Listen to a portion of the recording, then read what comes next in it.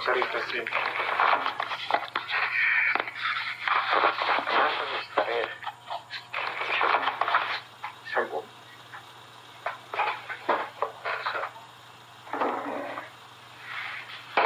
אני רוצה שיהיה כתוב, לא פרופסור ולא דוקטור, רק דבר אחד שיהיה כתוב. מרקוס מרק קלינברג, לוחם אנטי-פשיסט. שום דבר לא יותר טוב. אז יאן אומר, אולי נוסיף אגנט של הקג"ב. רואים ככה שקט. אבל הדברים האלה הם דברים שאתה חשבת עליהם. Je l'ai enregistré des dizaines de fois, pas loin de 100 heures.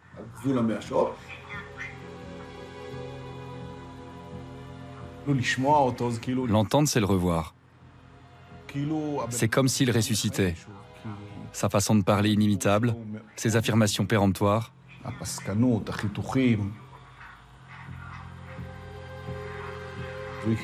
Il côtoyait les plus grands, Moshe Dayan, Golda Meir. Il racontait plein d'histoires, des anecdotes des années 50 ou des années 60. Et puis surtout, cette affaire extraordinaire d'espionnage.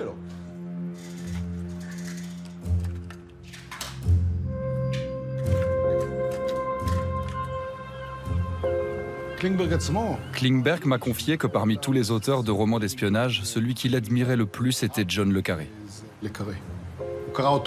Il lisait ses livres en prison et trouvait que ses personnages se rapprochaient le plus de la vraie vie des espions.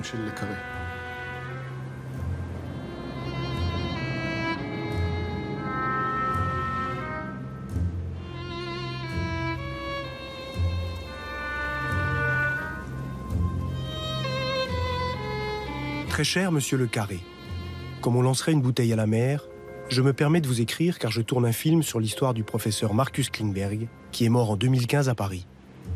Juif polonais, étudiant en médecine à Varsovie, en 1939, Klingberg a fui les nazis pour rejoindre l'Union soviétique. Engagé dans le service médical de l'armée rouge, il est devenu un épidémiologiste remarqué par les plus hautes autorités soviétiques. Après-guerre, il a émigré en Israël, où il a dirigé le programme clandestin d'armes bactériologiques. Les services israéliens ont fini par découvrir que le professeur Klingberg livrait toutes ses recherches à l'URSS. Son histoire reste l'une des plus mystérieuses de la guerre froide. Quand a-t-il été recruté par les soviétiques? Quels secrets leur a-t-il livré? À ce propos, une phrase de votre livre Un pur espion, qui était l'un de ses ouvrages favoris, ne cesse de me hanter. Nous trahissons pour rester loyaux. Ancien agent secret vous-même, considéré dans le monde entier comme le maître incontesté en matière d'espionnage, je voulais savoir si vous aviez eu connaissance de son histoire.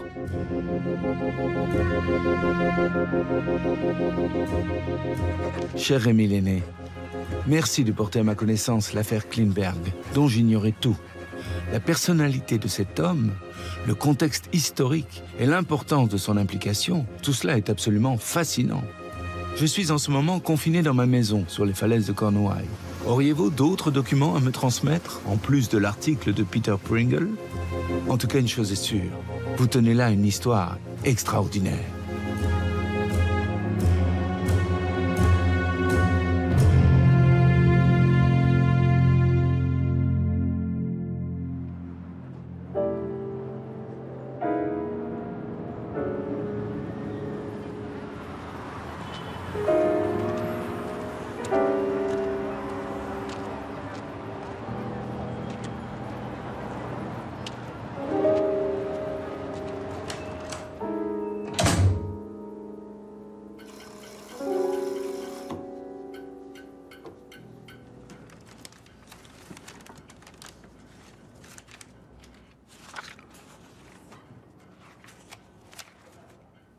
In 1981, the Reagan administration En 1981, l'administration Reagan accusait l'Union soviétique d'utiliser une nouvelle arme chimique dans le sud-est asiatique contre les tribus mongoles Laos.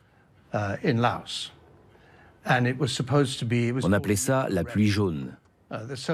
Bien entendu, les soviétiques démentaient vigoureusement. L'administration Reagan maintenait ces accusations. Et je persistais, moi aussi, à tenter de trouver quelqu'un qui détiendrait les informations à propos des soviétiques. Savoir si, quelle que soit l'époque, au cours de la guerre froide, voire même avant, ils avaient ou non fabriqué cette arme chimique basée sur cette toxine. Et c'est la raison pour laquelle je suis parti en Israël en 1985.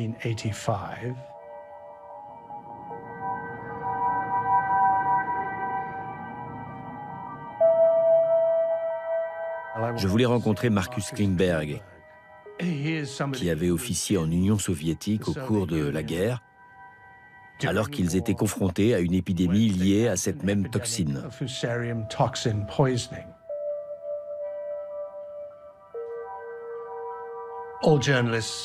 Tous les journalistes qui s'adressent aux autorités gouvernementales doivent se signaler. Et là, on m'a dit, Marcus Klingberg a disparu.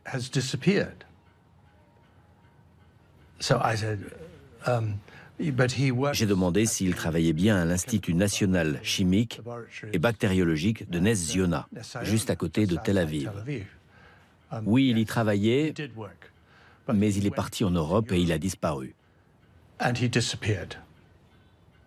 Et on me dit, vous pouvez toujours appeler sa femme, elle doit être dans l'annuaire.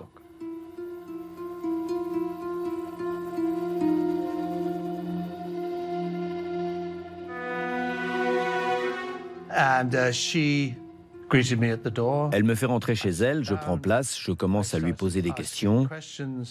Et à chacune de mes questions, elle me répond « Je ne peux rien vous dire à ce sujet ». Je lui demande où il est parti, depuis quand il a disparu. Je ne peux rien vous dire. J'ai bien compris que je n'obtiendrai rien de plus. Et je lui dis, peut-être que si je lui écris une lettre, vous auriez une adresse où lui envoyer? Peut-être. Vous pensez qu'elle lui parviendra? Peut-être. Vous pensez qu'il me répondra? Peut-être. Peut-être pas. C'est tout. Fin de la conversation.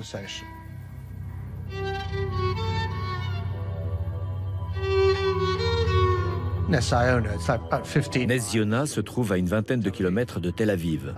Évidemment, il n'est pas question de rentrer dans Ness Ziona. C'est un site secret défense. Mais j'ai réussi à prendre une photo de l'entrée depuis la rue. Je fais ma photo et je retourne à ma voiture de location. Et là, la vitre arrière avait été brisée. Ma sacoche avec toutes mes affaires de travail avait disparu. Rien d'autre n'avait été volé.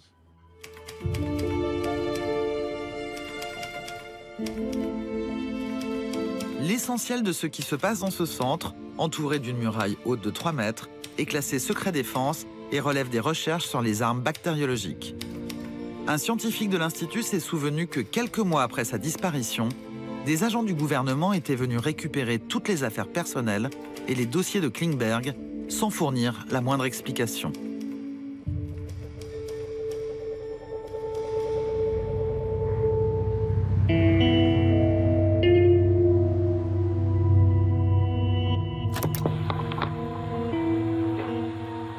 נעצרתי ב-19 לינואר 1983, בשעה 7 בבוקר.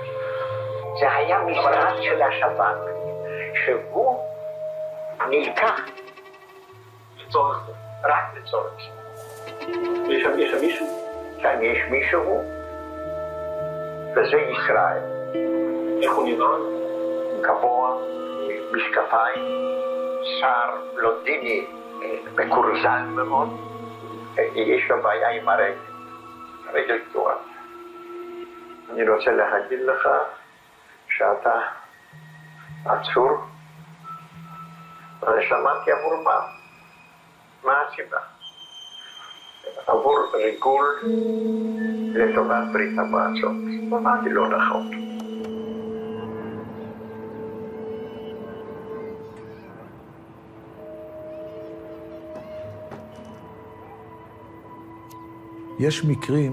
Parfois, il y a des cas, des situations qui sont sensibles, et dans ces cas-là, il faut faire disparaître le suspect discrètement.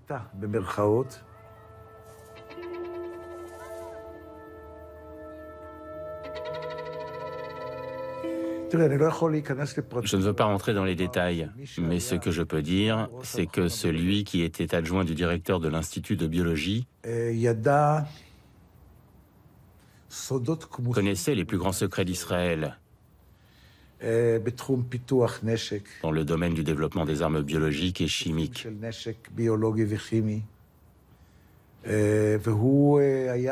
Il était dans le secret des dieux, au sein de l'Institut le plus secret d'Israël, et toutes ces informations, il les a données aux Russes. Cela faisait de lui l'espion le plus dangereux qu'Israël ait jamais connu.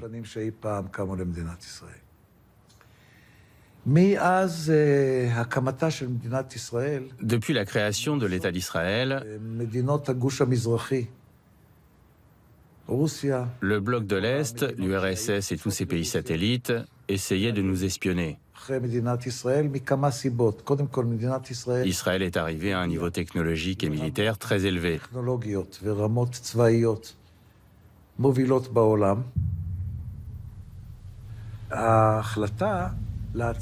La décision a été prise de ne pas le traduire en justice directement, mais de le retenir dans un appartement pour l'interroger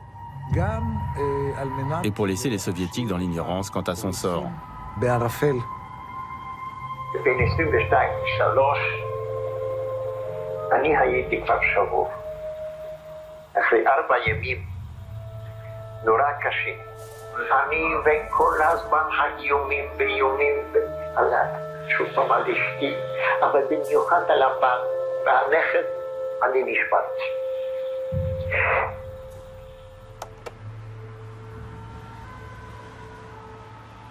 Ce que je garde de mon grand-père, c'est la force. La force. C'est un bonhomme qui fait 1m70 et qui résiste à tout. C'est ce qui m'a toujours impressionné, moi. C'est cette capacité à tenir, quelles que soient les circonstances. Alors, le seul moment où il a flanché, c'est quand il a avoué, sans compter ce à quoi il a survécu avant, la guerre, le décès de ses parents, la mort de son frère, tout. Et malgré ça, il tient le coup, tout le temps. Et ça, pour moi, c'est un exemple absolu. השפה בבית הייתה פולנית. סבא, הרב, דיבר אליי ביידיש. אבל אני הייתי עונה לו בפולנית. ואחרי זה עשיתי בגרות בוורשה באקספרט. בגלל שהיית כל כך הרבה בבית. בגישפז. ולמה? פקולטה לרפואה, שמה. פעם ראשונה שנתקלתי באנטישמיות נוראה.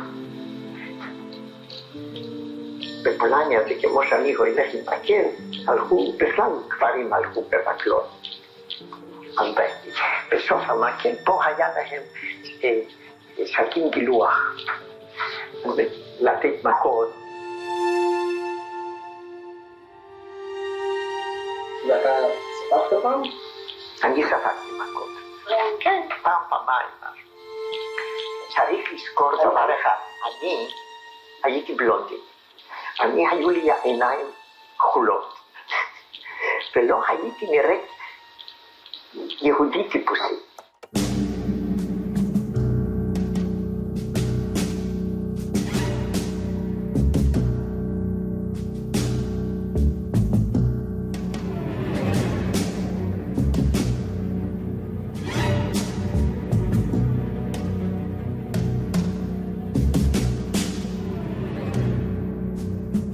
J'ai le souvenir de mon grand-père qui me raconte comment son père à lui lui dit il faut qu'il y en ait un qui survive dans la famille et ce sera toi. Et à ce moment-là, mon grand-père part. Il part en Russie. Et c'est parce qu'il est parti qu'il a eu la vie sauve, bien sûr. Bon, il serait resté, il aurait subi le même sort. Le même sort que ses parents et son frère, c'est-à-dire la mort. Et quand ?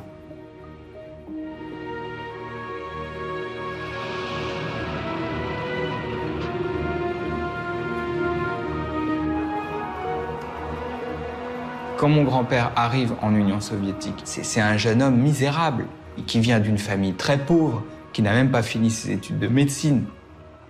כשבאתי לרוסיה, קודם כל הייתי נאיב, נורא. חשבתי שרכבות בחינם. נכנסתי לרכבת בלי כרטיס. אז התחילו לצחוק ממני. אני נכנסתי להירשם לקבל את האזרחות הסובייטית. אתה מיד מתגייס לצבא האדום? לא, אני מתגייס 41. הברברוסה.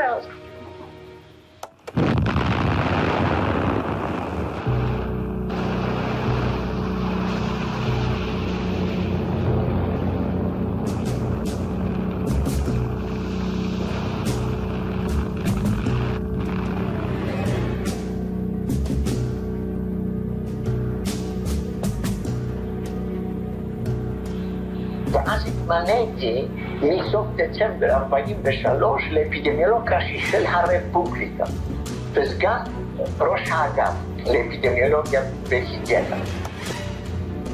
20 décembre 1943, adjoint à la direction du département anti-épidémie du commissariat à la santé de Biélorussie. 25 juillet 1944, directeur du département. Dr Klingberg est distingué à l'occasion du 25e anniversaire de la médaille du 26e anniversaire de la Révolution d'octobre, en témoignage de la reconnaissance de l'apport personnel du Dr Klingberg pour son grand travail.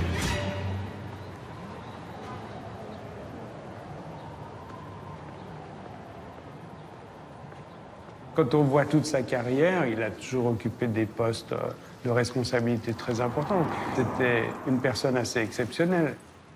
Alors j'ai dit, il faut absolument que je rencontre ce docteur Klingberg. On s'est rencontrés 2 fois et c'était assez fantastique, je dois dire. Il était arrivé en Union soviétique, il avait 21 ans, okay, en 1939. Et quand il est parti, il avait 27 ans. Et pendant cette période, il a vécu l'effondrement de l'Europe, la première phase de recul de l'armée rouge, et puis ensuite Stalingrad, la reprise, la remontée de l'armée rouge, la contre-offensive, et puis la victoire avec l'armée rouge allant jusqu'à Berlin. Et lui, ayant joué un rôle très important dans tout ce phénomène, en tant qu'épidémiologue, avec sa fonction spécifique. Donc il a vécu là une période extraordinaire. La situation de l'URSS, encore à ce moment-là, était presque une situation de type médiéval. Ces maladies infectieuses, elles pouvaient décider de l'enjeu de bataille, décisif parfois. Il suffisait qu'un régiment soit touché par une épidémie de typhus pour que le régiment soit paralysé.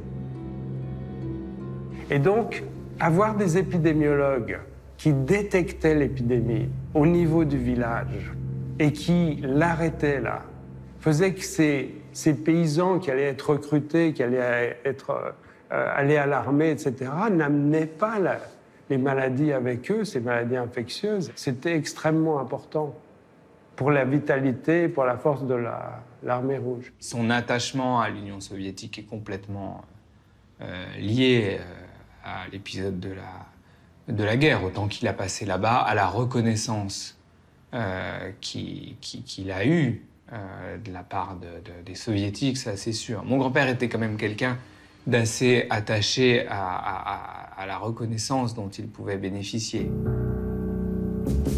C'est sûr que c'est quelque chose qui a complètement changé son destin.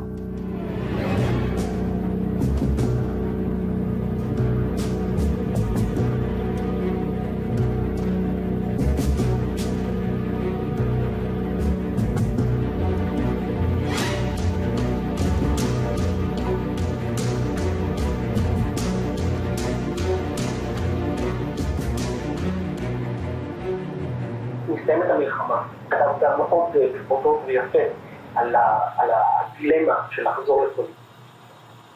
לו הייתי נשאר בברית המועצות, אז בבלורוסיה, אז בטוח שהייתי מגיע לסגן שר. זה בטוח. אבל אני מתחד דבר אחד. שנות ה-30 יכולים לחזור. שנות הפחד. אתה מבין? הטרור. Il a décidé de retourner en Pologne pour participer en tant que citoyen polonais à l'avènement du nouvel État communiste.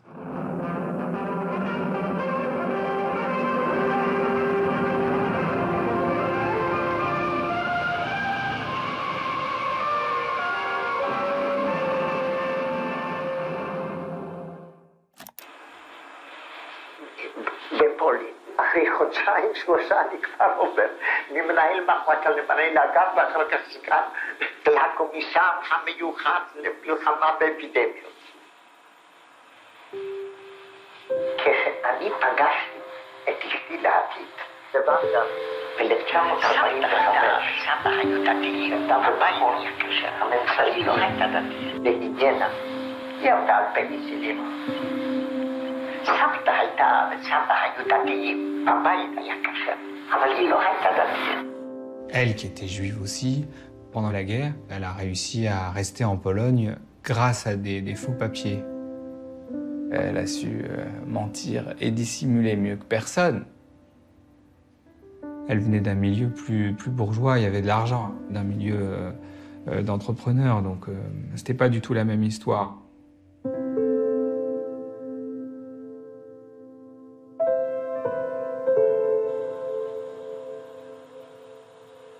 היא לא רצתה להתחתן. אני השפעתי עליה, שכן. אבל, היא אמרה, אני בפולין לא נשארת. אתה צריך להבטיח שאנחנו נעזוב את פולין. אז הבטחת. Elle estimait que ce pays sentait la mort. Et donc, il était hors de question pour elle, de toute façon, de rester en Pologne. Après, ils sont partis en Suède.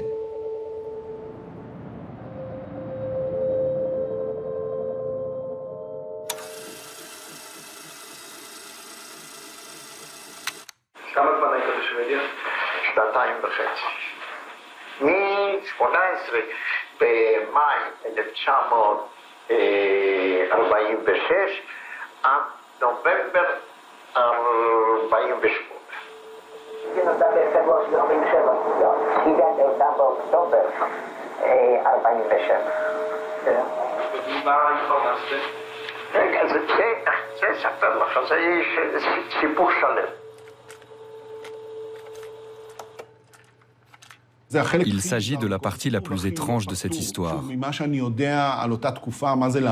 Quitter un État communiste dépendant de l'URSS pour passer à l'Ouest, à l'époque, c'est un acte de trahison. Il est parti de Pologne clandestinement. Et il a dû mentir pour se faire délivrer un passeport et pour que personne ne se rende compte qu'il n'allait jamais revenir.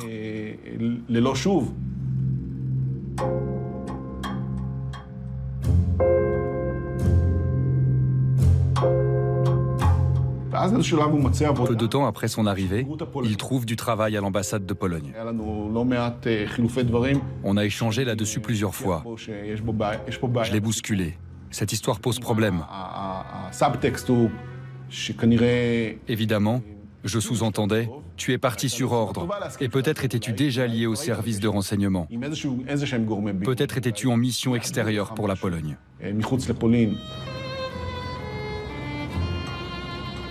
Cher Monsieur Le Carré, les services israéliens ont toujours soupçonné le professeur Klingberg d'avoir été un agent dormant, recruté par les Russes avant même son arrivée en Israël. À Stockholm, sans avoir la moindre qualification pour ce poste, il occupe un emploi d'attaché maritime à l'ambassade de Pologne. Un expert suédois m'a précisé que cette ambassade était considérée à cette époque comme une base avancée des services soviétiques pour infiltrer l'Ouest. J'aurais aimé avoir votre avis à ce propos. Cher Rémi, Cet emploi d'attaché maritime à l'ambassade de Pologne? Une couverture probablement, pour ne pas dire certainement une manipulation des Russes. Je suis d'accord avec les services israéliens.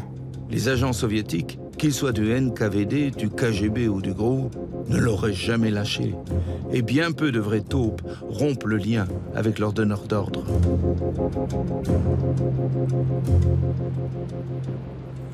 Vis-à-vis de moi, la seule chose sur laquelle mon grand-père a toujours insisté, c'était qu'il n'était pas une taupe, donc qu'il n'était pas venu en Israël avec l'intention d'espionner. Enfin, ce sur quoi d'ailleurs un doute demeure toujours, mais en tout cas, mon grand-père insistait toujours sur le fait qu'il s'était fait recruter par les soviétiques en Israël, qu'il n'était pas en mission commandée en Israël au moment où il s'y est installé.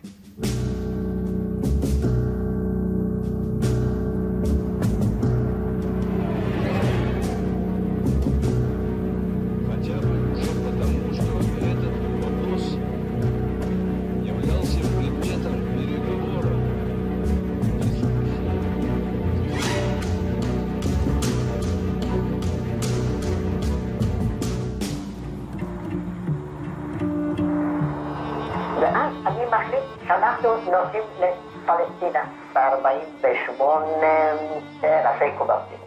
וחשבת שאתה נוסע למקום שתקימו שם מדינה קומוניסטית? לא קומוניסטית, אבל סוציאליסטית. חשבתי שמשהו יש בקואליציון, בכל זה חשבתי שיש משהו.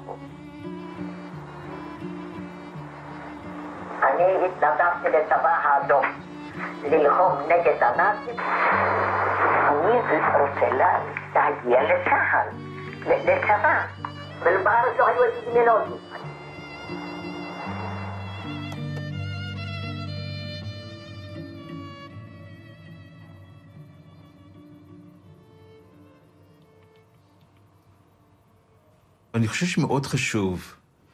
Il est important de se replacer dans le contexte historique. C'était 3 ans après la Shoah.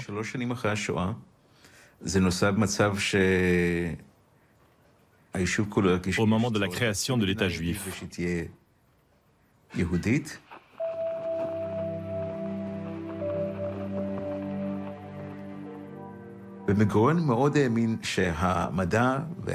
Ben-Gurion considérait que la science et le génie juif pouvaient nous fournir des brevets biologiques ou chimiques.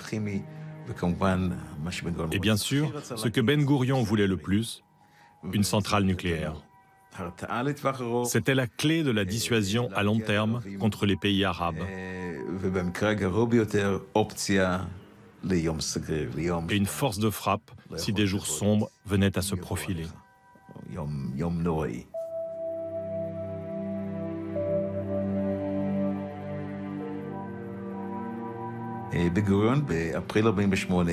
En avril 1948, Ben-Gurion a donné des instructions pour recruter des scientifiques capables de tuer et de soigner en masse.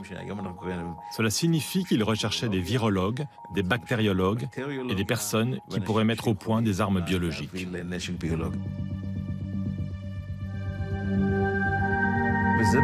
C'est dans ce contexte que Klingberg a été enrôlé dans le corps médical de l'armée israélienne.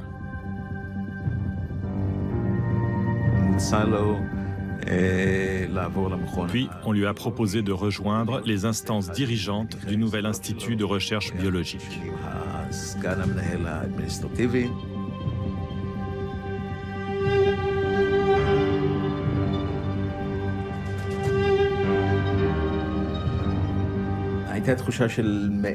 Il y avait une sorte de mystère autour de ces laboratoires qui s'occupaient de questions chimiques et biologiques.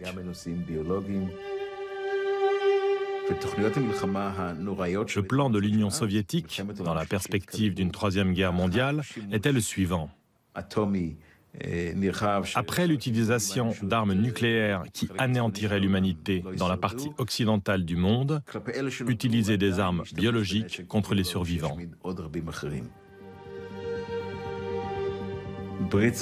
L'Union soviétique avait des capacités de production bien supérieures à celles de l'Occident à cette époque. C'est pourquoi les services de renseignement russes étaient très intéressés par ce qui se passait dans ces domaines en Israël ou dans d'autres pays occidentaux.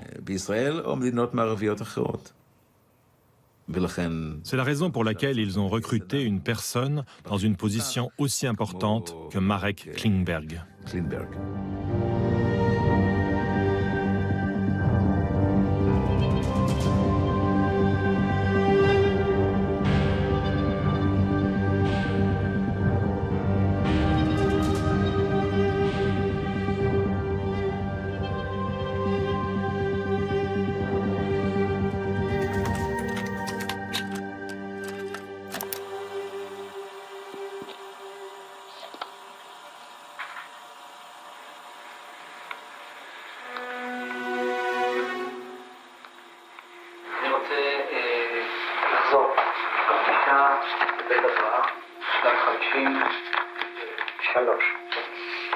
זה היה בזיכרון. מה עשית שם? בית אברהם. באתי לכמה ימים לאברהם. לבד עם אשתך? לבד. אז אתה מגיע לשם. אני מבין שפשוט ירדת קצת לגינה לקרוא. קראת מאמר בעיתון רוסי? ואני לא טועה, זה היה ז'ורנל מיקרוביולוגי, אימונולוגי ואפידמיולוגי, משהו כזה. ברוסי? ברוסי. ואז התיישב מישהו על ידי, והוא התחיל לדבר איתי, והתחלנו לדבר רוסי. בהתחלה רק מפגשים חברתיים, אין שם חילופי מידע, אין שם, לא מבקשים... Au début, ce ne sont que des rencontres amicales. ולא לצלם כלום ולא... On ne lui demande aucun renseignement. On échange des souvenirs de la guerre en URSS. Mais après quelques rencontres, le dénommé Victor le fait monter dans sa voiture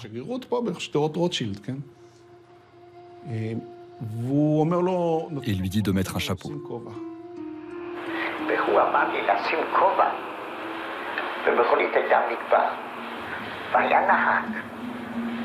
אז הבנתי, ואז הוא אמר לי, יש לך דרישת שלום מהחברים שלך, מברית המועצות, יש לך שם מצוין, אז שוב פעם על האגו שלי, זה עבד חזק מאוד.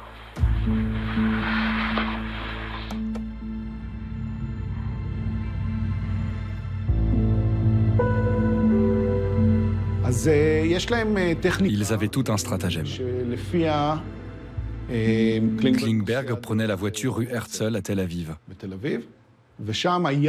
À l'époque, il y avait un mur en béton.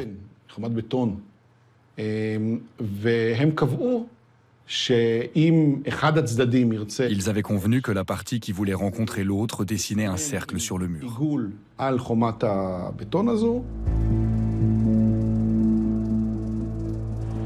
ואם יהיה סימן הזה, אם אני יכול להיפגש, אני אעשה איקס משהו.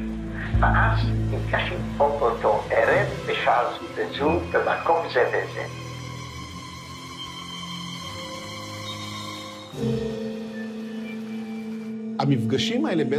Les rencontres ont cessé d'avoir lieu dans la voiture où ils se parlaient en faisant des tours dans les rues de Tel Aviv et Jaffa. Au bout d'un certain temps, ils se donnaient rendez-vous dans l'enceinte de l'église orthodoxe d'Abou Kabir, qui appartient au gouvernement russe.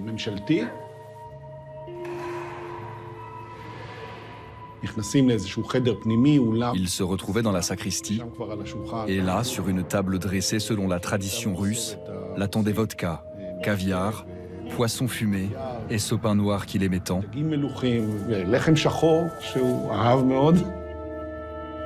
Et leur conversation pouvait démarrer.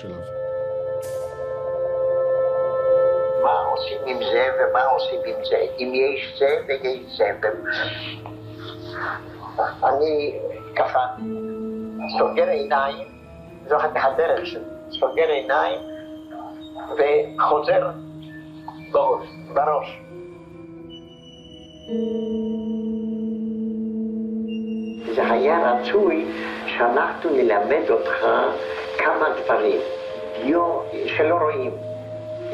להשתמש במשהו, זה נקרא טוצ'קה, מתחת לבול, אתה שם מכתב, שהם יכולים לקרוא את זה. אני אמרתי לו, תשמע, אני מוכן לעזור לכם, אבל שום דבר שהוא דבר טכני. אני לא יודע, רק להחליף בנורא אני יודע.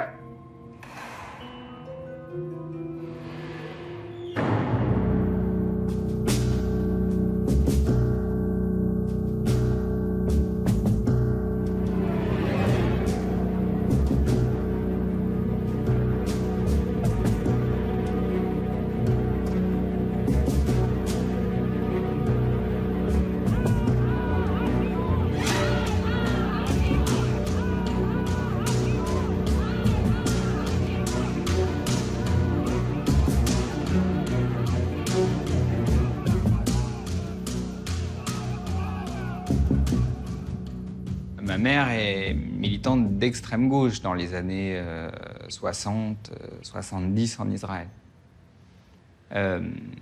Antisioniste, de tous les défilés pro-palestiniens.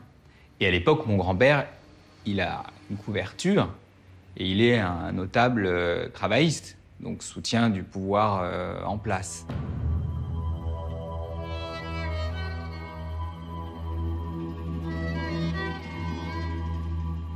Et un jour, ils ont une discussion politique. Et ma mère reproche à mon grand-père d'être un soutien du gouvernement en place. Et il lui répond « Un jour, tu verras ».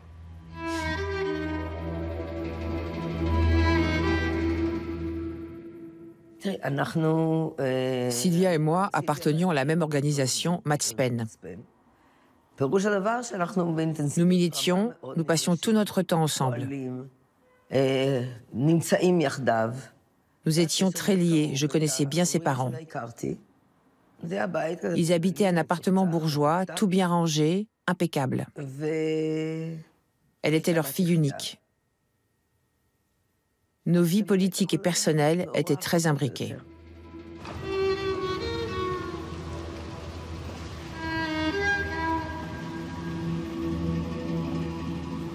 Je l'ai rencontrée lors d'une réunion entre militants.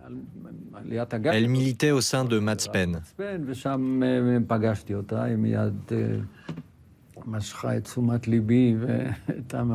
Je l'ai tout de suite remarqué. Son physique, bien sûr, mais aussi son langage, sa confiance en elle, son anticonformisme, son côté rebelle. On est devenus amis et quelques mois après, nous avons emménagé ensemble à l'hiver 69-70.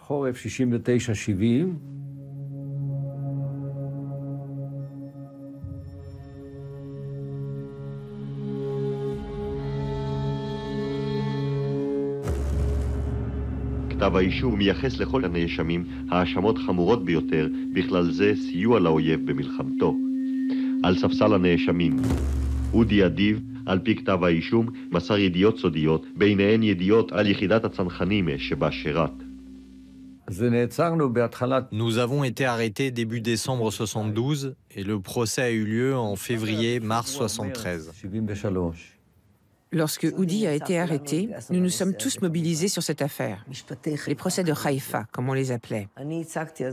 Et j'étais au début de ma carrière d'avocate, vraiment une débutante. Oudi se retrouvait accusé d'espionnage parce qu'il était soupçonné d'avoir transmis des informations à la Syrie. Ils ont enquêté sur son passage à l'armée, ce qu'il avait pu en révéler.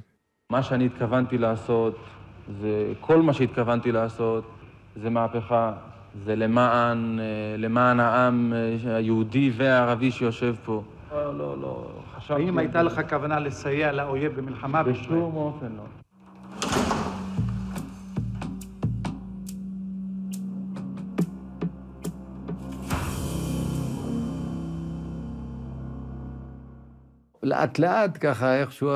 Nous avons renoué contact. Et nous avons pensé qu'en nous mariant, cela nous aiderait à nous voir plus facilement.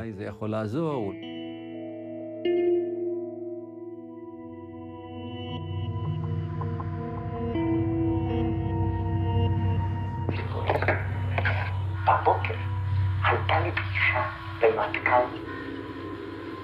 אני בא לישיבה, אני רק חושב, קראו כבר מעריב או לא קראו מעריב? פרופסור קלינגברג, קראתי היום במעריב, שסילביה הערב מתחתנת. זה נכון?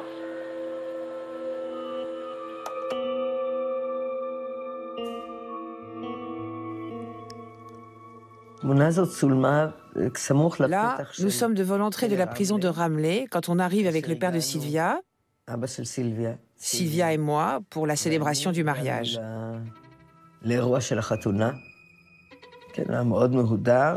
Il était très élégant et il avait l'air de partir au combat.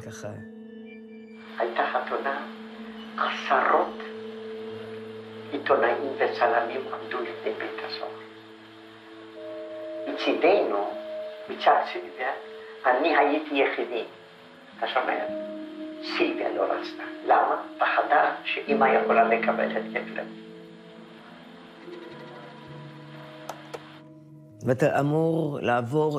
Il a dû passer par tous les sas de sécurité, les ouvertures et fermetures des portes, avec tous ces bruits de prison.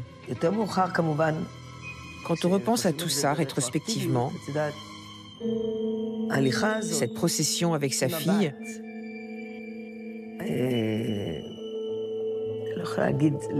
en tout cas c'est l'impression que j'en garde, c'était comme un sacrifice.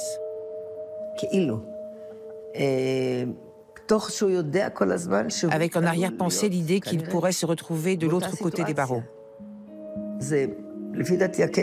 À mon avis, l'épisode du mariage, c'est le moment où il s'approche au plus près du danger, en ayant conscience. Je marche au bord du précipice, mais c'est pour ma fille.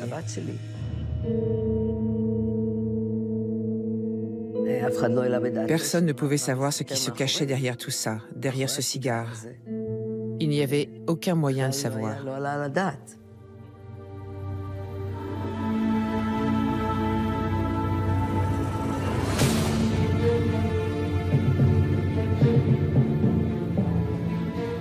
אז פעם ראשונה שחשבתי איך הם הסובייטים לא הכינו אותי למקרה שאני נתפס, אפילו אין לי ציינית או משהו, או חומר אחר שאני יכול לגמור עם החיים.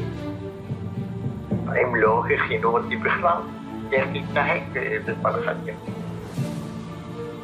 עושים לי שם של אחד המרגלים הגדולים, אבל אחד הגדולים שלא קיבל שום הנחיות מצד הקג"ב הסובייטי.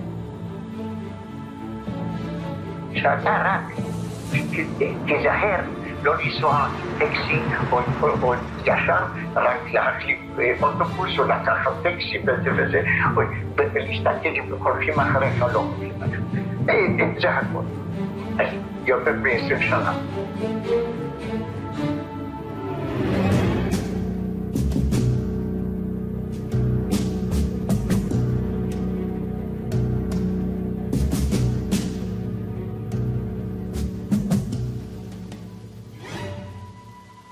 הם אמרו, תשמע, לנו יש אינפורמציה עליך ממישהו שהוא ערק למערב. אמרתי, איזה ארץ? זה אתה צריך לדעת. והוא שמסר את שמך. הוא הבין מהחומר Il a compris qu'il avait été dénoncé par un agent double. שהוא נחשף על ידי סוכן כפול. השם של מי שמיוחס לו... Cet agent travaillait pour les services secrets soviétiques. כסוכן מגויס של הביון הסובייטי Il a été retourné par les services secrets israéliens à son arrivée en Israël et il est devenu un agent double. Son nom est encore couvert par le secret aujourd'hui.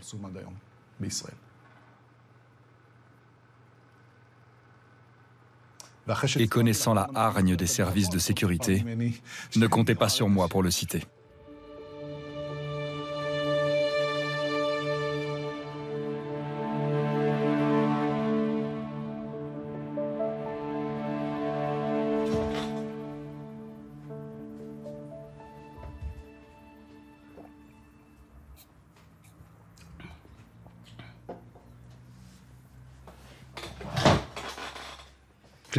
Klingberg était tout à fait conscient de ce qu'il faisait. Il a pris des risques extrêmes.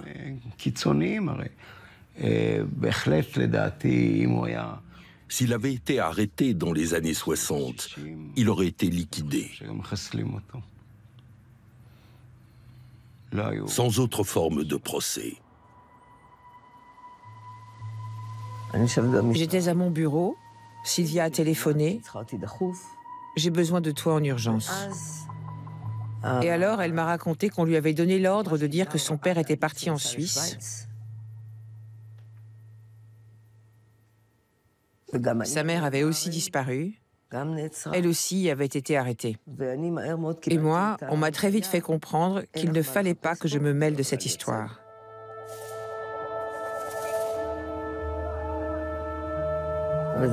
Ce secret a duré pendant des années.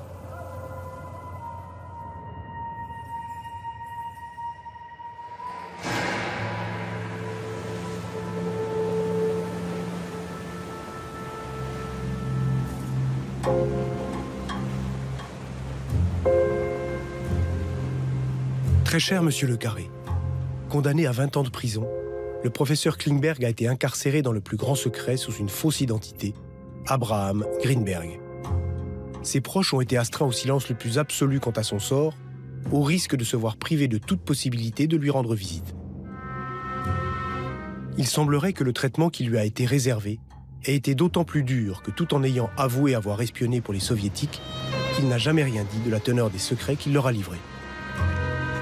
Cher Rémi, ma première réaction à la lecture de votre dernière lettre a été: comment Klingberg a-t-il pu abuser les services secrets israéliens aussi longtemps?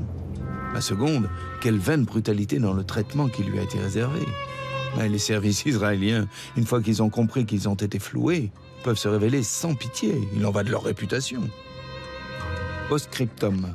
J'avais eu une longue conversation avec Sakharov, le père de la bombe atomique soviétique, à propos de la loyauté due à la science.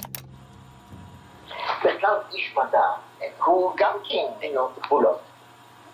אני חשבתי שישראל טועה, שישראל צריכה להיות דמוקרטית. ואם יש ידיעה על דברים שיש להם ערך חשוב לביטחון העולם, אז טוב ששני הגושים יהיו אותו דבר. קלינגברג ניסה לספר לעצמו סיפור. Klingberg essayait de s'auto-convaincre que la fidélité à la mère patrie Russie et à l'État d'Israël n'était pas incompatible. J'ai essayé de vérifier si Klingberg avait été payé par ses agents traitants. Il se sentait insulté par ma question. Mais quelle idée! J'ai essayé de formuler autrement. T'ont-ils défrayé? Il disait, j'ai fait tout ça par amour. Si j'avais accepté de l'argent, j'aurais vécu ça comme de la prostitution.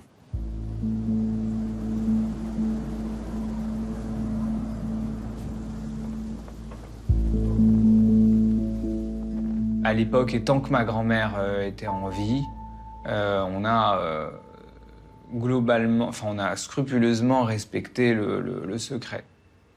Ma grand-mère tenait sa langue mieux que personne. Même sous la torture, elle n'aurait rien dit sur quoi que ce soit. Ce qui moi m'a beaucoup marqué, c'est les engueulades permanentes entre elle et mon grand-père. Et j'ai fini par comprendre longtemps après qu'en réalité ma grand-mère en voulait beaucoup à mon grand-père, non pas d'avoir espionné, mais d'avoir avoué. איך הייתה הפגישה איתה? מאוד לא סימפטי. של כעס, היא לא... אשתי לא הרימה את הקול. שאלתי איך את מרגישה, מה זה... זה היה הדבר ראשון, איך את מרגישה? כן, מה, זה מעניין אותך? עכשיו? פתאום לא היה לה על מה לדבר. זה משהו נורא. זה כל הזמן עד שהיא נפטרה. כל פעם להגיע לביקור, וזה בשבילה היה סיוט. C'est vers la fin de nos entretiens qu'il m'a révélé qu'elle aussi était impliquée et qu'elle espionnait aussi.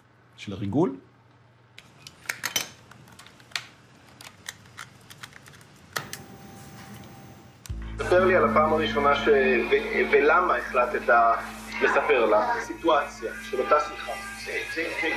אתה חייב לנסות, זו שיחה מאוד חשובה. זה היה בבית ביפו. ביפו. יש לי משהו, דבר שצריך להישאר בינינו. הגיע הזמן שאני רוצה לשתף אותך. כן, במשהו שמאוד רגיש, או מאוד סודי, משהו כזה. קשור אליי. שגרירות הסובייטית. כבר נפגשתי, אז רציתי שתדעי. מבחינתך זה היה שיחה חשובה? הייתה חשובה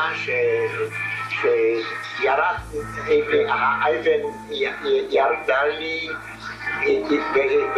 וראיתי שיש עוד מישהו שהוא שותף לסוד. זה מאוד חשוב. אמרתי לבן לחיים פה כמה להיפגש עם טוב.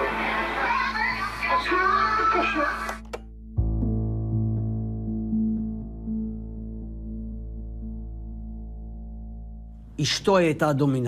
Sa femme était la figure dominante de sa vie. Il a fini par dire que sa femme était une espionne et bien meilleure que lui. Elle avait même réussi à sortir des éprouvettes de l'Institut de biologie pour les remettre aux soviétiques. Donc je reviens à ma supposition que lorsqu'il est arrivé en Israël, il travaillait déjà pour les soviétiques et qu'elle, en Pologne, travaillait déjà pour les soviétiques.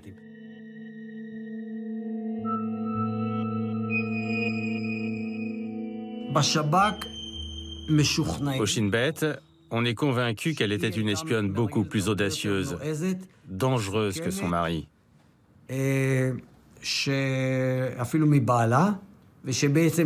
En fait, c'était elle la figure dominante de ce qu'on pourrait appeler le réseau Klingberg.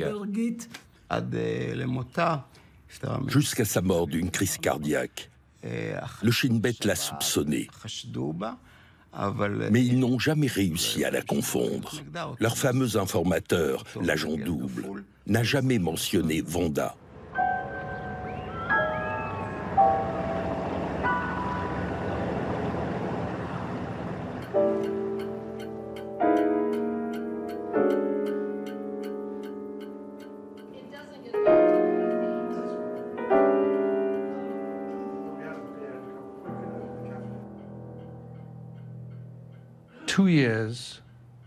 Deux ans après mon périple en Israël, en 1987 ou 1988, Sylvia, la fille de Marcus et Vanda qui vivaient à Paris,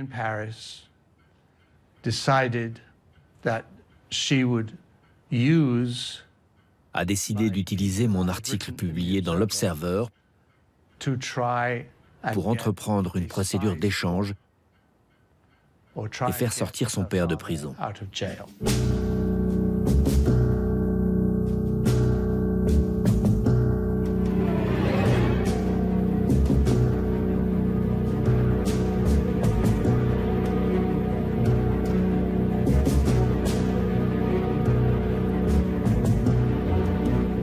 Sylvia, elle est venue en France, d'Israël, exaspérée par la situation là-bas. C'était quelqu'un de très engagé politiquement, ça va sans dire. Et c'est dans les milieux politiques que je l'ai connue, à travers les milieux politiques que je l'ai connue. Elle me montre un article d'un journal anglais, The Observer. Et elle m'explique en un mot que, bien évidemment, elle savait que son père avait été inculpé d'une infraction grave en Israël, la plus grave probablement, et qu'elle n'avait pas pu en parler avant que les choses paraissent dans la presse anglo-saxonne. J'ai dit, mais le début de toute chose, c'est d'aller voir les autorités soviétiques et de dire, vous avez quelqu'un qui est emprisonné en Israël pour espionnage. Selon ce qu'on comprend, on lui reproche un espionnage en votre faveur. Et il faut que vous fassiez quelque chose. Ils m'ont dit oui, en effet, on connaît Klingberg, qui est enregistré sous un faux nom. On a compris que vous avez raison. Et par conséquent, il faut que vous preniez attache avec l'avocat de l'État israélien. C'était, si ma mémoire est bonne, un nommé Zichroni. Voilà. Et donc là, on rentre dans une affaire qui commence à devenir aventurière. Et puis à ce moment-là, Sylvia a dû voir un article, je me souviens encore du titre dans Le Monde, L'homme du pont où s'échangeaient les espions. C'était Vogel, Wolfgang Vogel. Cet avocat berlinois compte dans le très petit cercle d'avocats qui sert d'intermédiaire, et parfois même un peu plus, pour ce troc international d'espions de haut vol.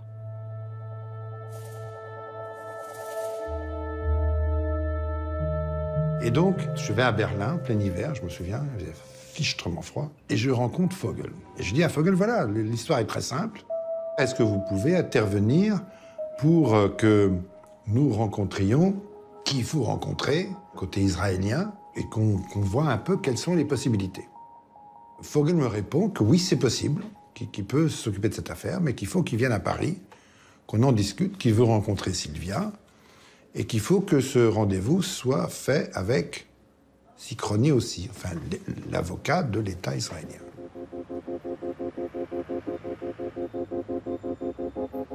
Donc nous voilà dans mon bureau. À l'époque, il y avait un espion américain, Jonathan Pollard. Et donc voilà Zichroni qui dit non, moi je veux Pollard. Ah, l'autre dit non, vous exagérez parce que moi je veux Klingberg. Et nous, Sylvia et moi, on regarde passer le big game, le grand jeu. Moi je veux les aviateurs israéliens qui ont été descendus en Syrie. Moi je veux ci, moi je veux ça. Et on était là, on regardait les mouches voler en quelque sorte, ça passait dans tous les sens.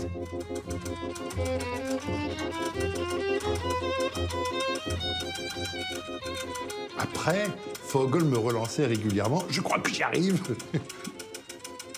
On se retrouve à Vienne et là se fera l'échange. Ça, c'était vraiment le troisième homme. Hein, vraiment, on était en plein dedans. Et à la dernière minute, annulé, ça ne marche pas. Paris, 5 janvier 1989. Monsieur Mikhaïl Gorbatchev, secrétaire général du Parti communiste Union soviétique. Les années s'écoulent et mon père aura 71 ans en octobre. Il serait grand temps de prendre une initiative. Embrassant la cause du communisme, il l'a servi, il vous a servi. 40 ans sont passés. N'est-il pas temps de le laisser revenir dans son pays d'adoption qui a donné son sens à toute sa vie d'adulte? J'espère, monsieur le secrétaire général, que devant une situation aussi pressante, vous agirez au plus tôt.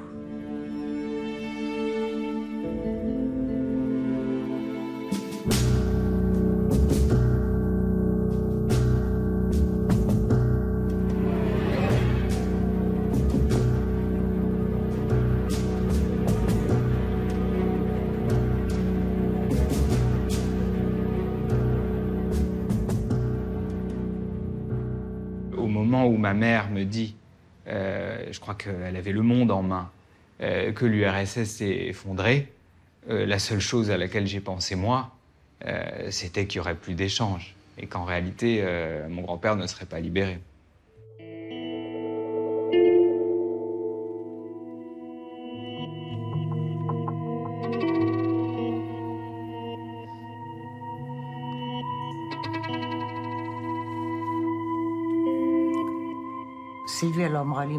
Sylvia ne m'avait jamais rien dit de la situation de son père. C'était, disons, en 1992.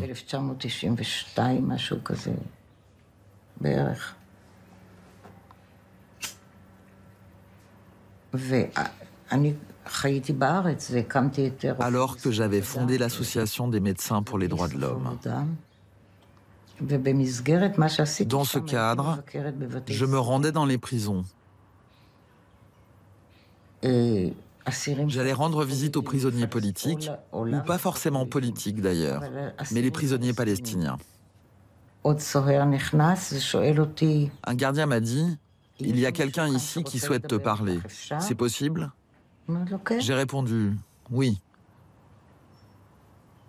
Il a ouvert la porte, et qui est entré? Marek. Plus vieux que dans mon souvenir. Un peu plus bedonnant, mais avec le même sourire et la même voix.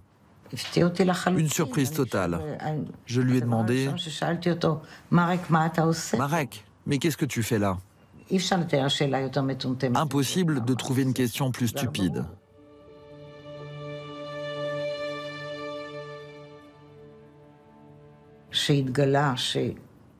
C'est comme ça que j'ai découvert que Marek, le professeur Marcus Klingberg, était en fait en prison en Israël.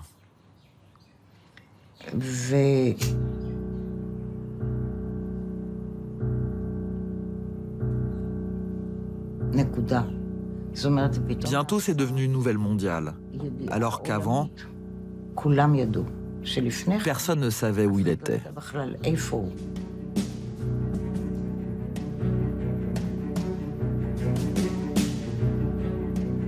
Au début des années 90, l'affaire devient publique. On a un combat qui n'est plus un combat clandestin, qui est un combat qui se fait par des pétitions. Appel à la clémence du docteur Rouchama Marton, au président d'Israël, Ezer Weizmann, au Premier ministre Yitzhak Rabin, au ministre de la Justice, David Libaï. J'ai interpellé nos dirigeants. J'ai choisi la ligne humanitaire. C'est un médecin respecté, il est vieux, il est malade, il doit donc être libéré.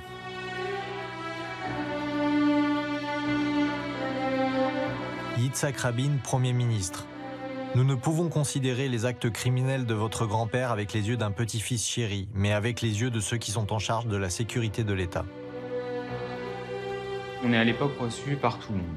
Et c'est toute l'ambiguïté du statut de mon grand-père. C'est que c'était un notable israélien, donc il connaissait du monde. Et ma mère, malgré tout, même si elle était une militante d'extrême gauche, elle connaissait du monde parce qu'elle avait fréquenté les bonnes écoles. Et que dans les bonnes écoles, elle avait côtoyé des gens qui étaient devenus députés ou ministres.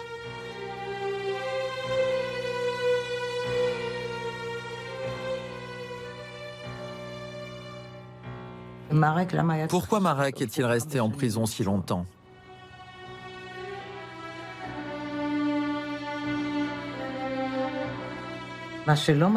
Ceux qui dérangent et ne sont pas dans la ligne de la politique sécuritaire d'Israël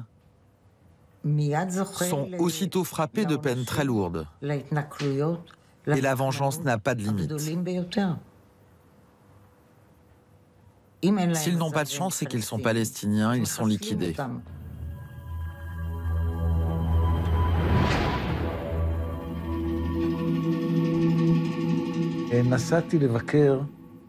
J'ai rendu visite à Marcus Klingberg à la prison d'Ashkelon.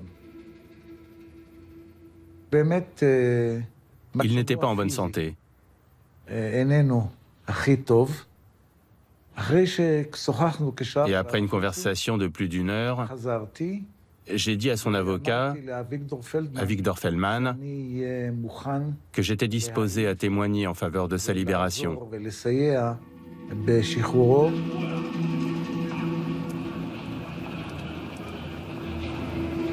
עד לפני 4 חודשים קשה היה להעלות על הדעת שבית המשפט יצווה על ראש השב"כ לשעבר להעיד בדלתיים פתוחות. Nous étions 2 témoins. Le premier était Yerchiel Orev, grand patron de la sécurité des services secrets, et moi-même. Yechiel Orev était opposé à sa libération, car il considérait que Klingberg représentait toujours un danger pour la sécurité de l'État.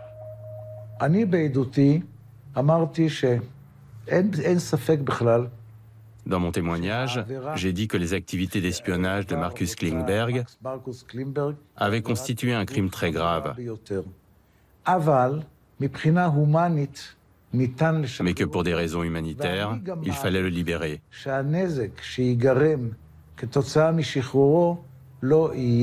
libération ne posait plus aucun problème.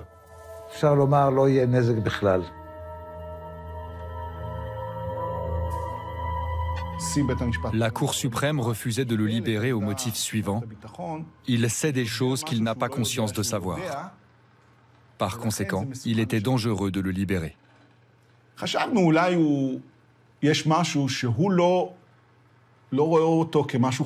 Cela sous-entendait que Klingberg aurait eu connaissance de quelque chose qu'il ne pensait pas important, mais qui en réalité l'était.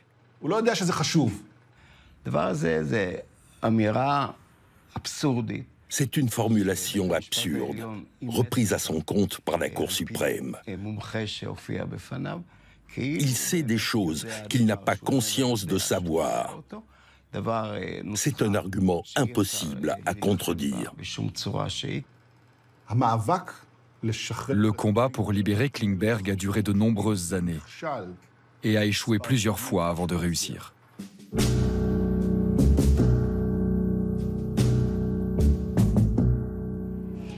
המרגל מרקוס קלינברג שוחרר היום מכלא באשקלון למעצר בית להמשך מאסרו. מרקוס קלינברג נשא 15 שנות מאסר, ובגלל מחלתו שוחרר להשלים את מאסרו בביתו בתל אביב. Il n'a exprimé aucun regret. Jamais il n'a dit « j'ai commis une erreur » ou « je n'aurais pas dû ». D'une certaine façon, j'avais de l'admiration pour lui, car il a été jusqu'au bout de ses idées.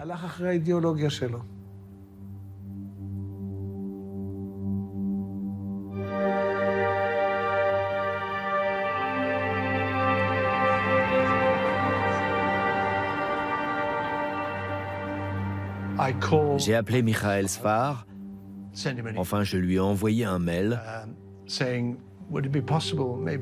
pour lui demander si ce ne serait pas une bonne idée, après toutes ces années, d'interviewer Marcus Klingberg. Michael Sfar m'a répondu « Quelle bonne surprise d'avoir de vos nouvelles. Vous avez joué un rôle essentiel dans l'histoire de Marcus. » Mais attendez, je ne l'ai jamais rencontré, ni même jamais vu. Je suis sûr qu'il adorerait vous voir.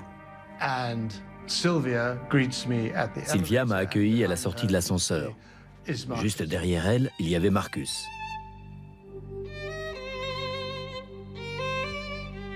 Il me dit « Quel bonheur de vous voir après toutes ces années. » Et moi, oui Marcus, 28 ans pour être précis. On s'est assis, on a papoté pendant 2 jours.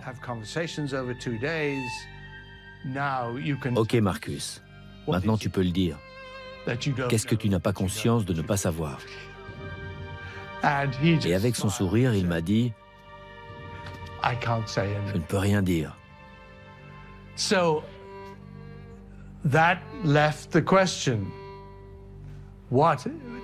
Que savait-il? Et surtout, le savait-il vraiment?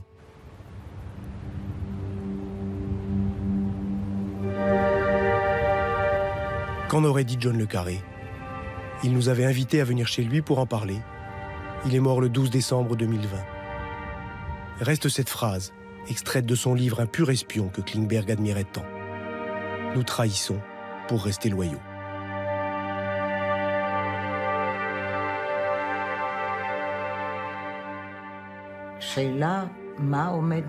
La question est de savoir ce qui motive la trahison. Quelle pensée vous a motivé? L'argent? L'honneur? ou une pensée politique que je peux concevoir et avec laquelle je peux même être d'accord.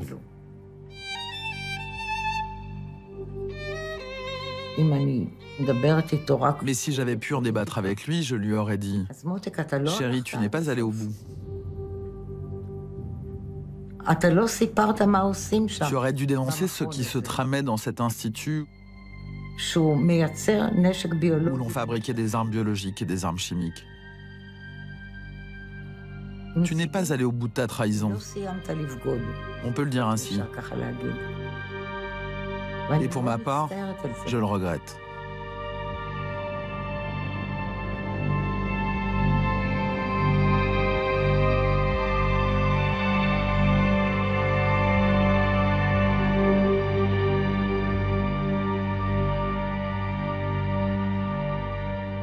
אני רוצה שיהיה כתוב, לא פרופסור ולא דוקטור, רק דבר אחד שיהיה כתוב. מרק קלינברג, לוחם אנטי-פשיסט. שום דבר מיותר. אז יאן אומר, אולי נוסיף אגנט של הקק"ב.